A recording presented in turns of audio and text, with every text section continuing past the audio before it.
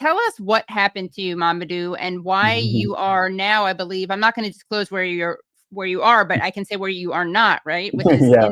in the United States. So tell us your story. Why did you leave the United States, and why did you consider suing Trump, and what happened with that? Yeah, thank you so much for having me on. I'm such a fan of the show. Oh. Given the high profile nature, I think, to be honest, this story starts with perhaps Trump on the campaign trail, in that he was specifically talking about deporting pro-jihadi, pro-Hamas protesters, right? So I think, given the high profile nature of my case, because I was suspended in September, I felt like I was going to be a target. And I felt at that point it was a matter of when, not if, they were going to come for me. Trump doubled down. He signed executive orders. They're vague, they're broad.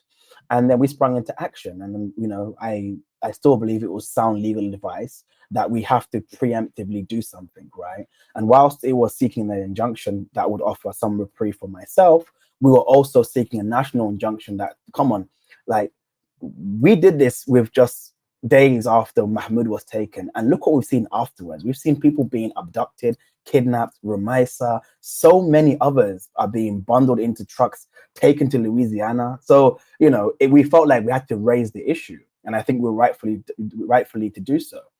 What had happened transpired that, and I haven't even said all of the things, I'll say some stuff here. We filed the lawsuit, I believe, on Saturday. Then we hear some word that ICE and the FBI are gonna come for me the day after. A couple of days after that, a day after that, ICE agents are at my house, and they're positioned at several locations at my house as well. 2 days after that, we received a notice that Eric must surrender me into ICE custody. 2 days after that, on the Friday, I received that my visa has been revoked. The official government's narrative, which I can say quite confidently, I think is BS, that, all the federal agencies just happened to get together and coordinate my visa revocation a day before we decided to file. That's their narrative. So in the subsequent and Eric can give you far more detail legally, but just broadly, we filed a motion for temporary restraining order that was lost. And then at that point, I had to make a decision, right? If I was to win, and I think we were quite confident that we were going to win with at least a habeas or TRO, but I had to make a decision. Does that mean, just because I had no faith in the courts anymore, does that mean I get a favorable ruling and I can now just walk around New York City? I didn't believe that. And I think given where we were at, I felt the longer I waited, the more I was gambling my freedom. And I think the government was clearly going to escalate more. So I took a decision. It was very abrupt. And I said, let me just dip. And I did. And I made it safely. I'm so sorry about this. And it's just infuriating. When you say that they were in different places in your house, ICE, what do you mean? Yeah, so I lived on campus, and I live in like a shared accommodation. So it has several exits and entrances. And I literally had a friend of mine draw where the cars were stationed. And it was like 3 cars at 3 different locations surveilling my house. And this is coming after the lawsuit. Wow. Did they identify themselves as ICE? So obviously my housemates had been on something like this might happen.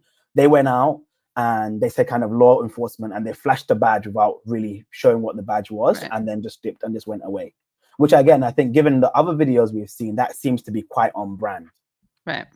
So scary. Eric, what are your thoughts on what we're seeing right now? I think Momodou put in his statement yesterday, which everybody should read because it's a historic statement, that nobody's silence will protect them. And that's an important point that I think has to really be underscored. Yeah, I would love for you to actually read that statement, Momodou. Thank you so much for giving me the opportunity. Of course. I would first like to thank from the bottom of my heart every single individual and organization that supported me through this, particularly my fantastic legal team.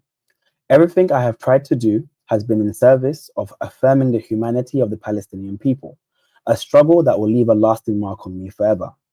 Today, so this was yesterday, I took the decision to leave the United States, free and with my head held high.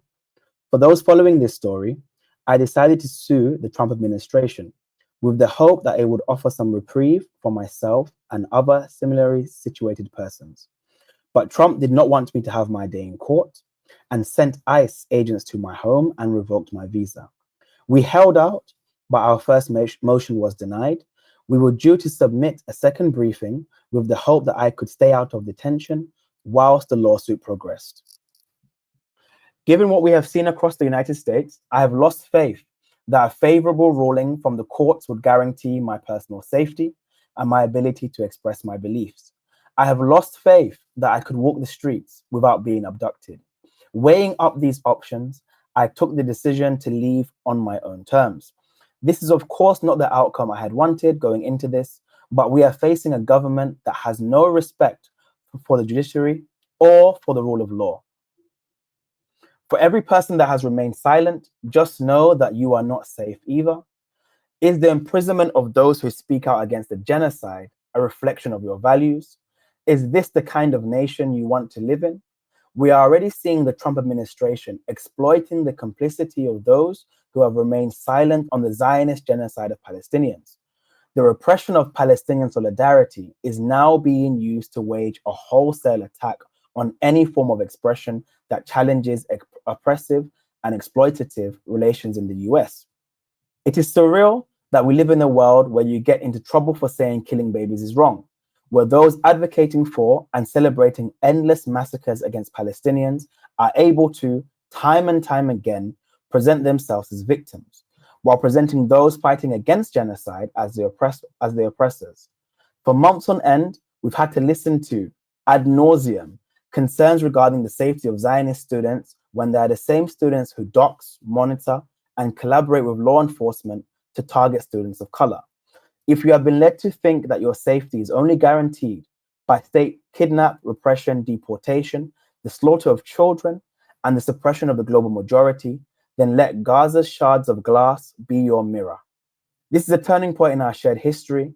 History we will remember, and we are never going back. Whilst my future remains uncertain, and this now means drastic changes to my personal life, I remain unwavering in my commitment to a liberated Palestine from the river to the sea.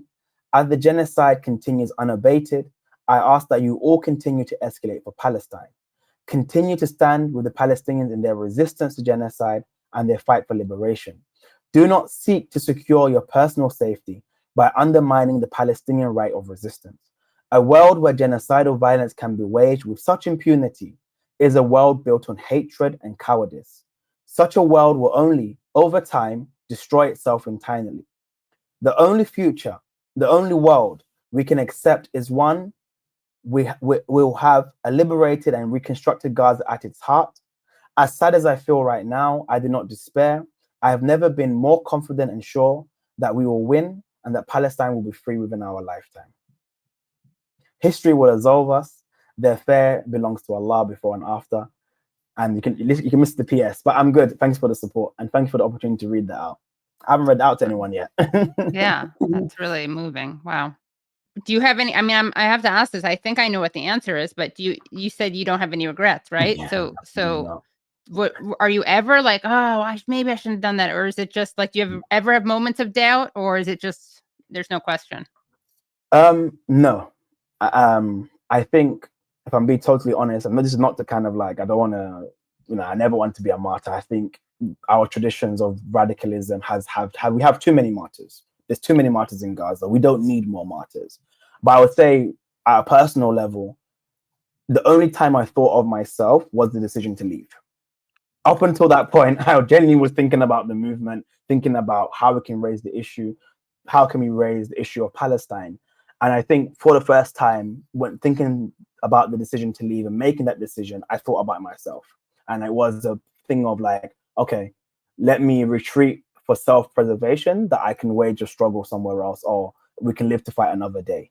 And that was my kind of calculation. But I have absolutely no regrets. If anything, I'm glad what we did. But I do have a sense of like shame that this genocide hasn't stopped. We've been doing, I feel like we're doing this for 17, 18 months protesting, which I think is still important. And we should never let genocide become background noise. But at a personal level, the fact that we haven't been able to stop this, and the fact that not that there is a cessation of hostilities, but there's a resumption to the conflict. I think I struggle with seeing the images coming out of Gaza. And I think I just wish we can go harder, actually. Right. Yeah. How could you not struggle with them, right? I mean, Yeah. if you have a heart. So what is next for you?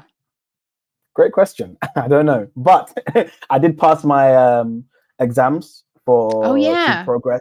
I did pass my exam to progress to my That's great. dissertation writing phase. So I'm ABD, all but dissertation. Provided Cornell don't renege on what our agreement or what they've said, then my Don't plan do is it, to Cornell. hopefully not. My plan is to finish my PhD at a remote location. I'm undecided. UK, Egypt. I have connections to Egypt. My plan is to finish my PhD remotely, submit, defend online, and then start a life as wherever will hire me, I guess.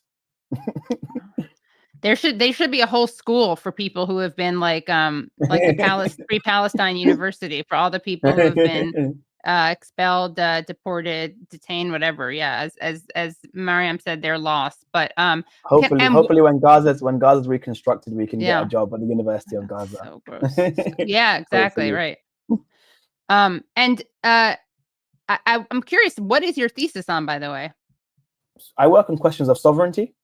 So Palestine obviously is very important to that question of how do states and how do I guess non-state actors exercise and reclaim sovereignty. But my focus is particularly West Africa. But again, it's, I guess, a shared history of colonialism. Right. Momodou has a new book out, which Oh everybody yeah, go thank you. and buy.